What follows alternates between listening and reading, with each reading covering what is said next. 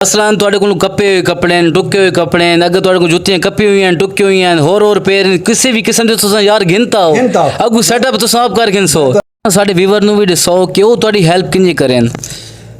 सारा एक छोटा जिहा पैगाम है कि जिहड़ी चीज़ तुहाडे घर बिल्कुल नाकारा है, चाहे वो कपड़े की सूरत है, जुत्ती की सूरत है, खिलौने की सूरत है, कहीं सूरत भी है जिहड़े तुहाडे घर दे कम नहीं आ सकदी, बिल्कुल ज़ाया है। वो भी अगर सानू तुसां पहुँचा रहे हो मियाँ वाली डिस्ट्रिक्ट दे विच जिथे भी फ्रेस्को शॉप है, फ्रेस्को स्वीट्स एंड बेकर, सारे कोल नाल है फ्रेस्को स्वीट्स एंड बेकर की शॉप है। अगर वो कहीं दूर दे लोग हैं और कोई इमदाद करना चाहते हैं किसी तरीके नाल भी, तो वो फ्रेस्को स्वीट्स एंड बेकर ते पहुँचा रहे हैं। उन्होंने आखो कि ये भाई कुंदियाँ जी फ्रेस्को शॉप है ये उसते पहुँचाने खास से पहुँचा रहे खास प्रेस्को पहुँच वैसी सानू पहुँच वैसी और उन्होंने एक अपना रबता है, उन्होंने अपनी गड्डी आँदी वे वो पहुँच वे सन बिल्कुल मिठाई वाली गड्डी डेली आँदी वो उन्होंने जरिए पहुँच वे सन।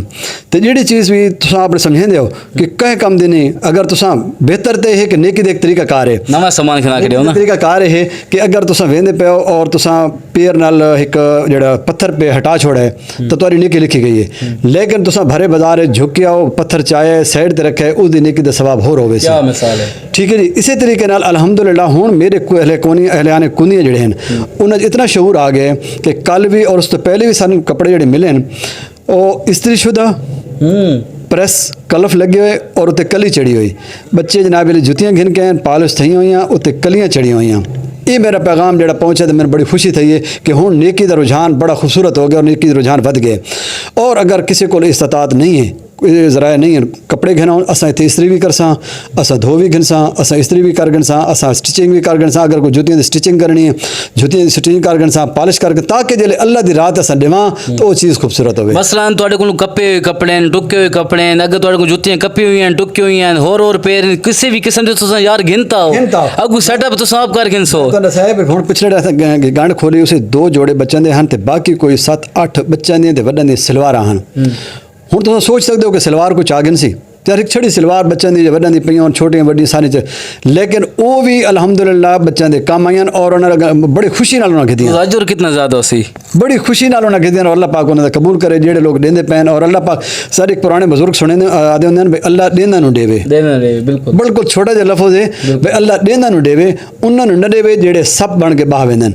ये मतलब आसानियां लोगों वास्ते पैदा करो और अल्लाह पाक जेड़ा रिज़्क देता है और उसनूं तकसीम करना अपने रिज़्क जो तकसीम करने की तौफीक देवे। अच्छा कोई शख्स तुहानू जैज़ कैश या ईजी पैसा या तुहाडी कोई नेट पेमेंट करना चाहे ताकि तुसां मैं मिसाल तुहानू 5000 10,000 देना तुसां आप बाजार वनो जिसे घिरना चाहो गरीब दी हेल्प करो तो उसका क्या तरीका कार है, तुहाडे कोई नंबर वगैरह या कोई बैंक अकाउंट नंबर वगैरह या तुहाडा अपना कोई फ़ोन नंबर वगैरह है तो तुसां पब्लिक नूं दियो चा।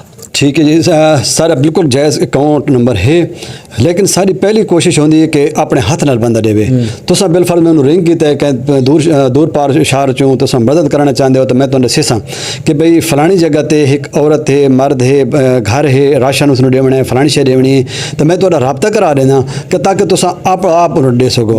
एक बंदा इसरार करेंदा कि नहीं भी मेरे को इतना टाइम भी कोई मैं वंज भी ना सकदा फ्रंट पेज ते भी ना आना चाहता ना पेज ते भी ना आना चाहता मैंने तुहाडे ते इतमाद है। ये सारी आखिरी स्टेज है क्योंकि असां डायरेक्ट पैसे घिरना ना चाहते। ये सारी आखिरी स्टेज है जेड़ा बंदा बिल्कुल इतमाद करके आखे भाई मैं ना आप सामने भी ना आंदा लेकिन मैं तुहाडे ते इतमाद करना उस वास्ते सारे एक जायज़ कैश अकाउंट नंबर है 0304 500 8782 0304 500 8782।